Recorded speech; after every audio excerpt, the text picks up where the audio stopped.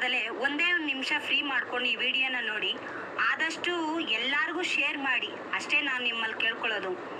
ಇದು cocoa Cola ಕಂಪ್ನಿಯವ್ರದ ಮಾಜಾ tetra pack juice. 10 ರೂಪಾಯಿ ಮಾಜಾ juice ಅಲ್ವಾ, ಅಷ್ಟೇ ಅಲ್ವಾ 10 ರೂಪಾಯಿ ಜ್ಯೂಸು ಅಂತ ಸುಮ್ಮನಾಗ್ಬಿಡ್ತೀವಿ. ಯಾರು ಸಹ ಇದನ್ನ ಪ್ಯಾಕ್ ಓಪನ್ ಮಾಡಿ ಈ ಥರ ಎಲ್ಲ ಕುಡಿಯೋದಿಲ್ಲ. ಸ್ಟ್ರಾ ಹಾಕೊತಾರೆ, ಜ್ಯೂಸ್ ಕುಡಿತಾರೆ, ಬಿಸಾಕ್ತಾರೆ. ಬಟ್ ಇದ್ರ ಮ್ಯಾನುಫ್ಯಾಕ್ಚರಿಂಗ್ ಡೇಟ್ ಬಂದು 14/4/2024, ಎಕ್ಸ್ಪೈರಿ ಡೇಟ್ ಬಂದು 14/10 2024ವರೆಗೂ ಇದೆ.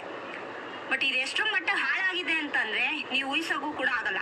ಜ್ಯೂಸು ತುಂಬಾ ಸ್ಮೆಲ್ ಬರ್ತಿದೆ, ಅದರಲ್ಲಿ ಬಿಳಿದು ಹುಳ ಎಲ್ಲ ಆಡ್ತಿದೆ.